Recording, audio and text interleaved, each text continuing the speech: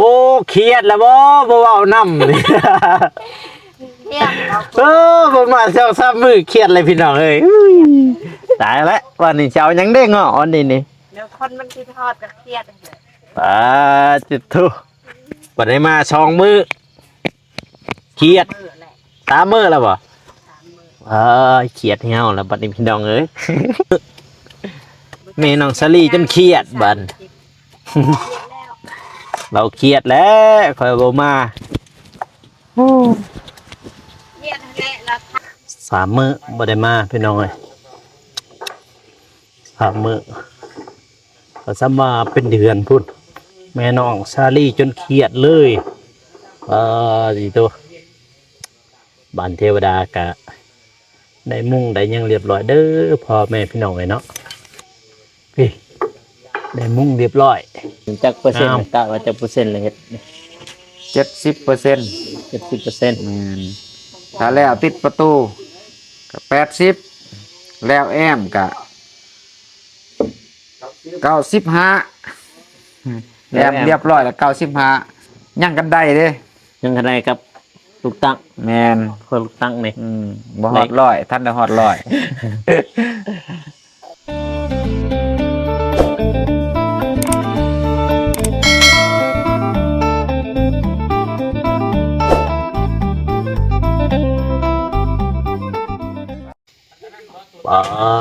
ที่โทพี่น้องเลยมาเบรกข่าวสารมื้อนี้เนาะพี่น้องเนาะที่โทเรียบร้อยบ่ได้มา2 มื้อเพิ่นมุ่งเพิ่นแอบเรียบร้อยพี่น้องเพิ่นมุ่งเรียบร้อยเนาะแอบมันก็ยังบ้านเทวดานี่ก็ประมาณเท่านี้เลยพี่น้องเอ้ยตัวกับสบายดีและสวัสดีเด้อพ่อแม่พี่น้องเนาะบ่ว่าสิอยู่ภายในหรือว่าต่างประเทศก็ยินดีต้อนรับเข้าสู่ช่องบ่าวกูชนบทสปปลาวเด้อพ่อแม่พี่น้องเอ้ยเนาะตัวมื้อนี้ก็จึงมาอัปเดตข่าวสารให้พี่น้องได้เบิ่งเนาะทางบัดเทวดาปึ๊บตัวเฮ็ดหยังคือควันกลุ่มแท้เจ้าควันแท้เฮ็ดอีหยังนี่โอ้เฮ็ดหยังสิลีเฮ็ดอีชักโอ้เครียดแล้วบ่เว้านำนี่ เครียดเรา บ่มาเช้าซ้ำมื้อเครียดเลยพี่น้องเอ้ยตายแล้ววันนี้เช้ายังได้ง้ออันนี้นี่ เดี๋ยวคนมันคิดทอดก็เครียดเลย จิตทุบ่ได้มาช่องมื้อเครียด มือแหละ 3 มื้อแล้วบ่ 3 มื้อ เครียดเหี่ยวแล้วบัดนี้พี่น้องเอ้ย เฮ็ดกินบ่นี่ตัวบ่ได้มา3 มื้อแม่น้องสลีจนเครียดบัด เราเครียดแล้วคอยบ่มา เครียดแหละเราทางมือไม่ทันมา เห็นเป็นเออ ให้แต่กระตีนขอโทษพี่น้องเอ้ยแม่น้องซาลีเราเครียดเลย สำหรับเราโกให้อภัยอยู่แล้ว น่าเฮ้ยสบายดีนะลูกคักหน่อยสบายดีก็เป็นละบัดเนี่ยสร้างแล้วนอนใช้มือคืนนี่อยู่เทิงมันบ่ยังไงมึงนอนเนาะ 3 คืนแล้ว3 คืนมา โอ้3 คืนน่ะเด้บ่ได้มาตัว บ่น เนี่ยฮะทาเศษย่างกินนี่บ่ได้ จะเสียยังสิเฮ็ดเนื้อทุกคน 3 มื้อแล้วบ่ได้มาเอาน้องสลีติดไม้นี่แล้วเนาะบ้านเทวดานี่เอา แล้วแหละเขาโกมา สบายดีกอบนี่ โดยสบายดีเบาโก้โดยสบายดีผู้ใหญ่ใจบุญและ FC ทุกท่านหรือว่าอยู่ในลาวและไทยและต่างประเทศและคนอยู่บ้านขอสวัสดีสบายดีเด้อเบิร์ดสุขูสุขคนโดย หลายมื้อแล้วพี่น้องเอ้ยเบาโกบ่ได้มา หลายมื้อแหละ 3มื้ออะไร 3มื้อก็คือเป็นเดือนแหละ เด้อ บ่ได้มาฮะ อยากให้ได้ ฮะอีหยัง มือคือว่าเป็นเดือนเลย คือเป็นเดือนพุ่นแหละ เป็นโอ้ยกติดธุระเนาะคือผู้ใดไปให้ไปหน้าไปได้ทางนั้นอ่อนฤดูหน้าเป็นไทยหน้าเป็นอะไรทางไปดีเด้อเบิ่งไปดี สบายดี นบไปนบนบ นับ สบายดีเฮ้ยสบายดีไปดีเอ้ย สบายดี เอ้ยลอยเกินเนาะไปหน่อยสร้างเราไปนอนเทิงแล้วเนาะบัดนี้เนาะ โดย 3 มื้อแล้วว่าสร้างเป็นนั่นนึง 3มื้อแหละ บัดนี้ไผนอนอยู่นี่ บ่มีไผ บ่มีบ่ โดย ทางจะไปนอนอยู่เทิงนะมันเนาะอันนี้มันเป็นเฮือนครัวเนาะทีนี้เนาะ โดย เสร็จยังให้สร้างกินนี่ สีเห็ดข้าวปุ้นสีเห็ดเนื้อ โอ้เสร็จกระปุ้น เดี๋ยว เนี่ยน้ำก็บ่มี มีเลย น้ำก็เบิด หยุด บัด เนี่ย ไปตักน้ มันละเลยดังลงกระตุก ดัง เนาะ ลงกระตุกหน่อย ำตักน้ำเด้อ ก็ เขาไปตักอยู่ใช่นี่น้ำเพราะว่ามองเห่าตักนะ บอกคำว่าคุณตกไปได้ตักคอตักนมพี่น้อง โอ้ พอเขาอยู่ดินหัน ไปหาเป้า ใช่เจ้าแก้มเลย เป็นน้องเลยมองเฮ็ดเนื้ออยู่เนื้อกินพี่น้องเลย โดย เห็นหน้ามือดีเครียดแห้งแล้ว โอ้เครียดแห้งเหรอ 3 วันก็คือเดือนหนึงแล้ว แม่น้องซาลี่เครียดเบาโกเลยพี่น้องเอ้ยบ่เห็นหน้า3 มื้อก็ว่าซ้ำเป็นเดือนพุ่นเลย เป็นง่ายขึ้นมาลง ไอ้บาดนี้พี่น้องเอ้ยตุเรียบร้อยแล้วทางนั้นเนาะ ทางนี้เครียดเลยเด้อทางนี้เด้อ เครียดแห้ง เครียดแห้งเลยพี่น้องเอ้ยนี่ก็เป็นเฮือนครัวเรียบร้อยเนาะขมุกเนาะ สบายดีเด้อ โดย บ่เฒ่าโกนเอฟซีเบาโกนที่ติดตามเบาโกนแล้วก็ โดย ผู้ใหญ่ใจบุญทั้งไทยทั้งลาวหรือว่าต่างประเทศและเอฟซีทั้งไทยทั้งลาวและต่างประเทศที่ผู้ติดตามเบาโกเด้อ น้อยเด้อตอนนี้เพิ่นเครียดแห้งพี่น้อง บ่ได้มา3 มื้อเราเครียดซ้ำมาเป็นเดือนอะไรได้ บ่ได้เห็น มาวันนี้เครียดอันนี้แหละ แม่นว่า บ่เอิ้นเลย บ่เอิ้น ก็เอิญเลย สิบ่เอิ้นเลยเนาะตัวบ่ได้มา3 มื้อพี่น้องก็คือว่าบ่กลัว ตัวเองล่ะ กิจธุระนำพี่น้องเนาะก็คือไปพุ่นน่ะไปให้ไปหน้าเพราะว่าช่วงนี้ก็ เจ็ด ฮอดฤดูยามไถนาพี่น้องเอ้ย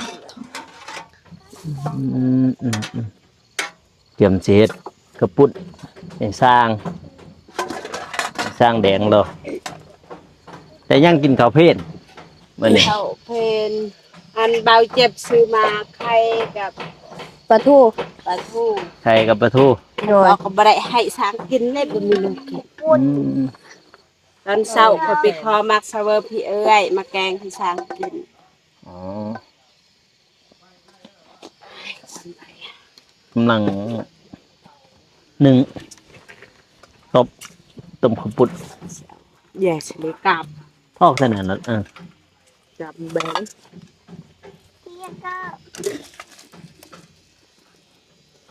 โอ้หวานจุย ก็จะต้อง เสียดข้าวปุ้นเนาะ เบาโกควันไผ่แหละ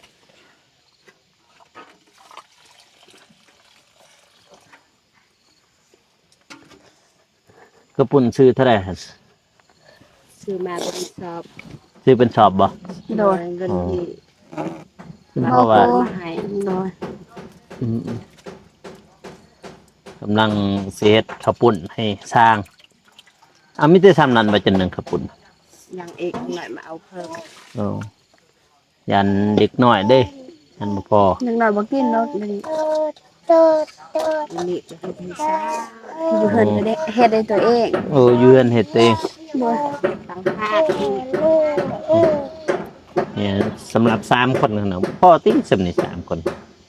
บางเทื่อก็บ่เบิดกิน บ่เบิด หอยเฮ็ด บ่ค่อยกินปานใด โดย อ๋อ ข้าวปุ้นกับมีสามบ่ค่อยกินปานใด อืม เฮ็ดยำใดก็เลย เรือตลอด ๆ ก็เลยลองเฮ็ดแบบนี้อีกว่าสิเบิดบ่มื้อนี้ อืมเหงื่อก็เอาปลาปังเอามา อืม อืม กระป๋องก็เหลือเท่านี้แหละกินซะ เหลือแต่2ป่องพี่น้อยตามไม่คั่วบ่แม่นบ่แม่น บ่นะ บ่ฮู้ อืมๆสร้างแล้วเขาเจ้าไปนอนเฮือนใหม่แล้วพี่น้องกูเฮือนใหม่ฟังคุณนี่เป็นกระตุบเก่ามอง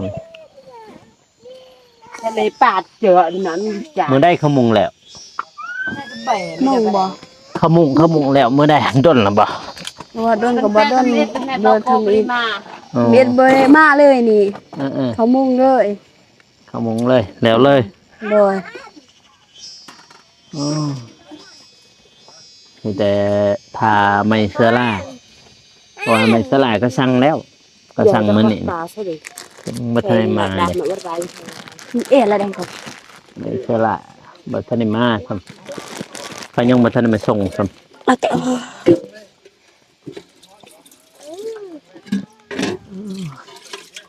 ฝนตกอยู่บ่มื้อนี้ทางนี้ ตก แห้งเขาทำซางก็ไม่ได้แห้งค่ะ บ้านนี่เปียกพรมทาง ว่า เปียก ที่อันสักสามลอยอย่าง ทางลอย มื้อนี้สักจะพร้อมสร้างแดงกับสร้างบ้าม มีสร้างคน3คนขมุงกันเรียบร้อยพี่น้องเอ้ย มีเฮ็ดข้าวปุ้นให้สร้างกิน อะไรก็ เฮ็ดข้าวปุ้นเฮ็ดเหยื่อเอาปลาปองเฮ็ด ฮะ เฮ็ดหอย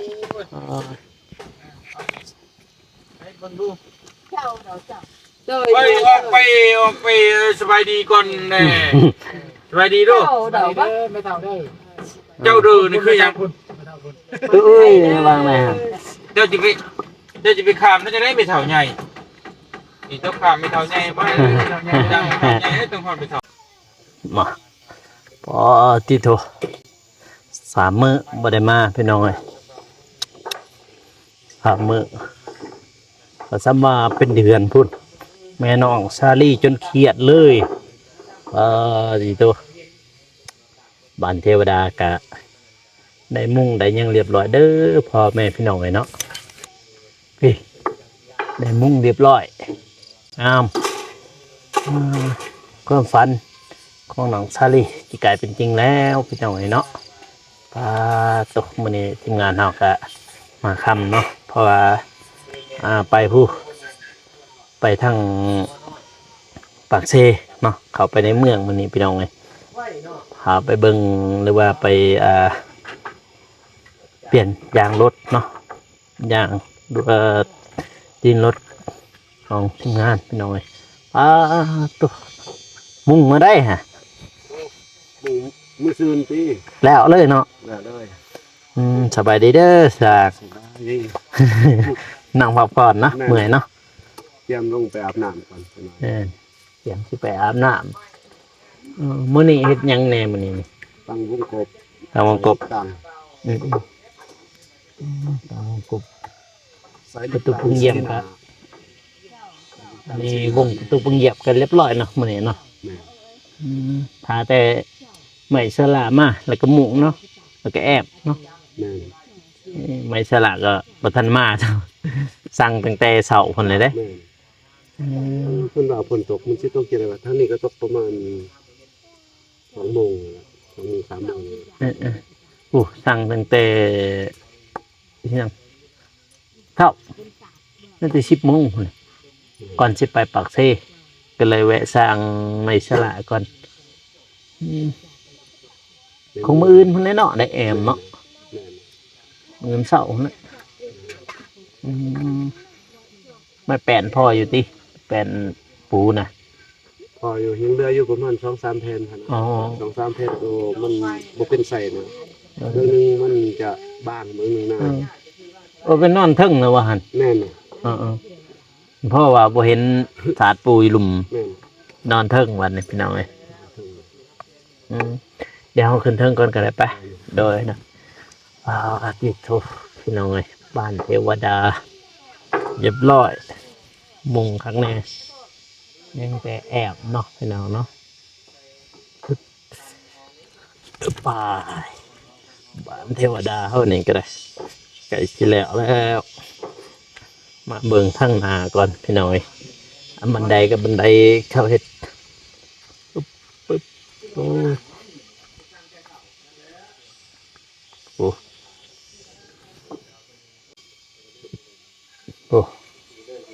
โอ้ติดโท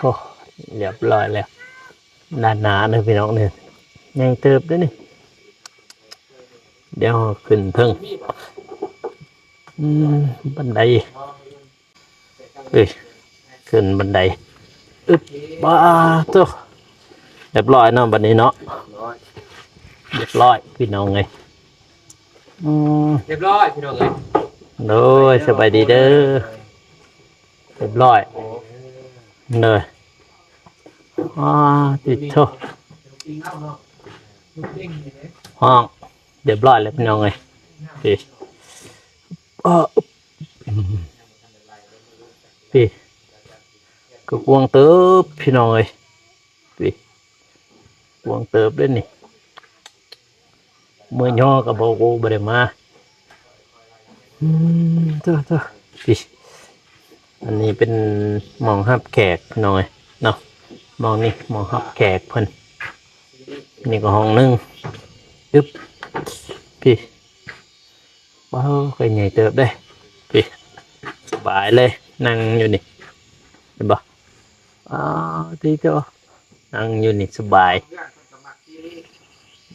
มาเบิ่ง มันเปื้อนเขาบ่เห็นแต่ว่าไม่ซักหันมันเปื้อนแต่นั้นมันก็เปื้อนเห็นเห็นแหละที่ไม่ซักมันงามอยู่แต่ว่าคนเฮามันก็บ่แม่นว่าสิสู้เอาละไม่เนาะก็คือว่าคนเขามีเขาเอาละไม่แล้วแบบว่าคนชนชาติเฮาเฮ็ดแล้วมันแล้วเลยไปเลยบ่ได้ทูบ่ได้ทอกบ่ได้ทูไรหม้อนี้มันก็ซ้ำนี่แหละแม่นมันก็ มันก็น่าว่าอยากจะเปื้อนนะตอนนี้ มันเปื้อนเฮามันก็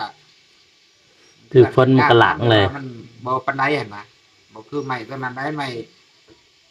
สีไม้ซักมันจะขาวเลยเนาะออกลายๆนะไม่ได้สีสมก็ให้มุดว่าเฮาดังพื้นดังไฟควันไฟขึ้นก็เอาแหละดับปีๆนะเนาะแหน่จะเข้าเพื่อนมันก็มันจังซี่มันก็ถือนี่เป็นเองครับนะนี่เรื่องนี้ดูไว้เติบเนาะเฮ็ดนาตัวนี้นะมันน้อยน้อยกลัวน้องเด้อ มืออื่นมีแต่แอมและหน่อมืออื่นเนาะมืออื่น ใหม่นี่แหละ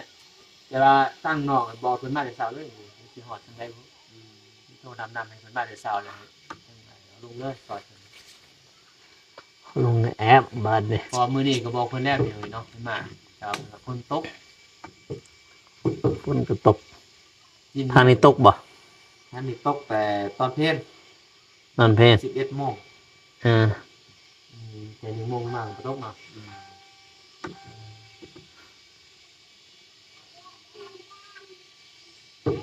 บางก็ตกบางก็บ่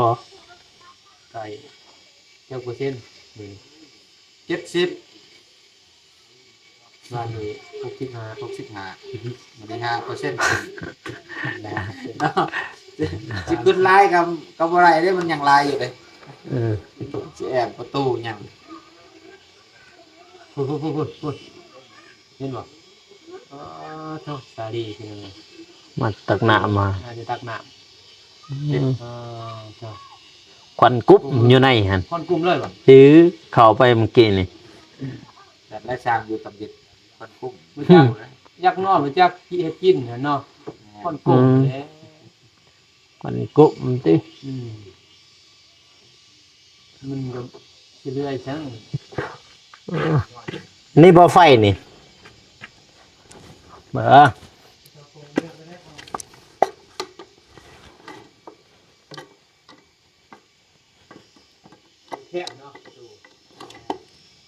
นี่สร้างแดงมานอนนี่อีกบ่บัดนี่อ๋อนอนนี่แหละดี นอนก่อนเลยเนาะ เนาะนอนจักมื้อเลยนอนนี่นอนอยู่นี่3 วันเลย 3 วันเลยข่อยบ่ได้มา3 วันอ้าวผมคือบ่แห้งบัดนี้ คือน้องแน่น้องสลีไปซักให้ โนเราไปสั่งให้บ่ บ่แห้ง เลยบ่แห้ง มันนี้ตุ้มย่างมื้อแรงบัดนี้ โอ้ยมันก็มีดอกนะตุ่มบ่อึด มีบ่คิดว่าบ่มีแนวตุ้มว่านอนกอดกันบ่มีแนวตุ้ม ช่วงนี้บ่หนาวปานใดดอก แม่นบ่กลางคืนฝนตกอยู่บ่ คืนบางคืนก็ตกบางคืนก็บ่ตก มันคืนนี่เด้ คืนนี้บ่ตกมันก็บ่แห้ง อ๋อ ตกธรรมดาแบบปั๊บๆๆๆๆเศร้าช่วงมาตำบิดหั่นฝนตก มันทบิด ช่วงเฮายังบ่ทันได้แล้วยังบ่ทันได้มุงยังโอ้ยเล่งเอามุงแล้วเรียบร้อยแล้วก็ตกธรรมดา โอ้ก็ไหวเติบเนาะ ไว้บ่ ไปแล้ว 3 วัน นี่บ่โอ้ใส่ไม้นี่เดี๋ยวจะ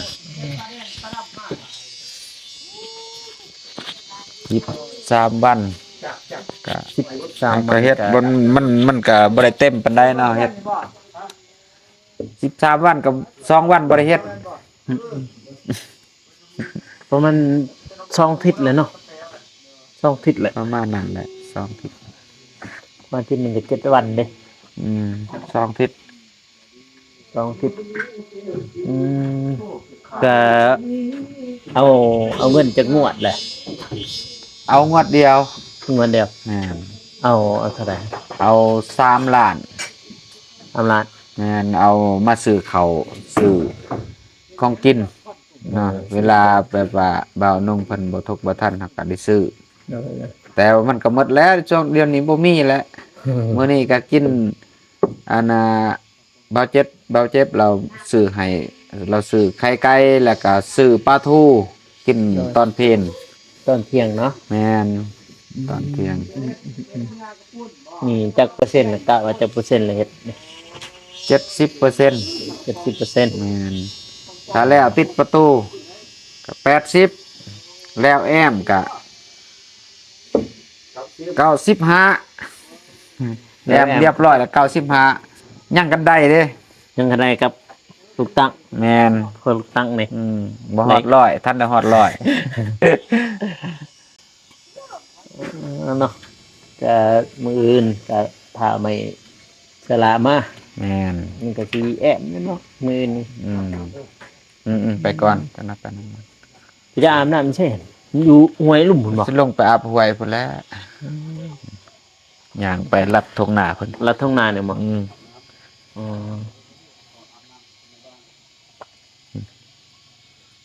แต่สิแล้วเด้บัดนี้มองนี้มีแต่เฮ็ดพนักเลยเนาะแม่นบ่ แม่นเฮ็ด เฮ็ด พ พ นั นั ก กมองอ๋อครับแกะ เฮ็ดพนักบัดแล้วก็เขาสิเกาะเฮือนครัวไปหั่น ใช่เรื่องไหนตัว เกาะ นี้ ไป บ่ หั่น อ๋อคือสิเกาะเฮือนครัวมื้อนี้เนาะ แต่ว่าดินมันไปข้างนั้นเด้ เก็เฮือนครัวมาทางพี่น้องเอ้ยแต่มื้อนี้วันพุธแล้วเนาะวันพุธแล้วพี่น้องเอ้ยก็ใกล้สิแล้วแล้วเด้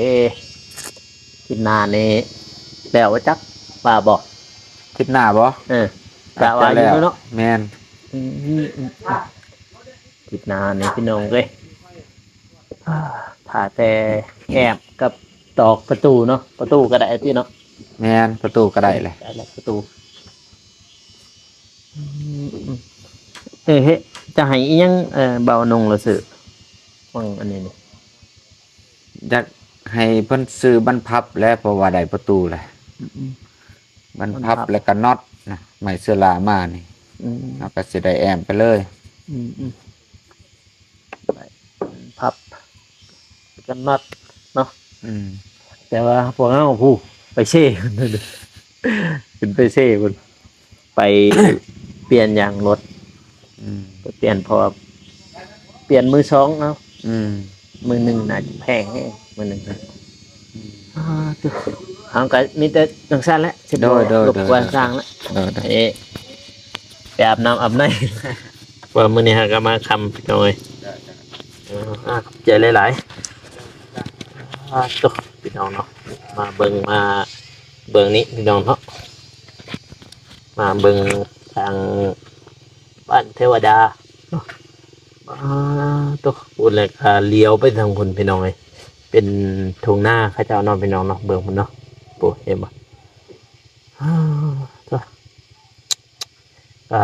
ไก่สิแล้วพี่น้องเพราะว่าช้างเพิ่นก็ว่าได้ 70% แล้วยังอีก 30%เนาะก็คือตอกประตูห้องเนาะแล้วก็แอบแล้วก็เฮ็ดคันไดก็ประมาณนั้นพี่น้องเอ้ยเนาะคลิปนี้ก็บาโกก็สิจบไว้เพียงสำนี้เด้อพ่อแม่พี่น้องเนาะก็จังได๋ก็ขอโทษขออภัยที่บ่ได้มาถ่ายคลิปให้พี่ให้น้องได้เบิ่งเนาะเพราะว่าก็บาโกก็ไปไถนาเนาะพี่น้องเนาะไปดำนาเพิ่นเลยพี่น้องเอ้ยเพราะว่าฮอดฤดูไถนาเนาะพ่อแม่พี่น้องเนาะคลิปนี้ก็อย่าลืมฝากกดไลค์กดติดตามเพื่อเป็นกำลังใจให้บาโกเด้อพ่อแม่พี่น้องเอ้ยสำหรับคลิปนี้ขอกล่าวคำว่าสบายดีพี่น้องเอ้ยแล้วเจอกัน EP หน้าเนาะบ๊ายบาย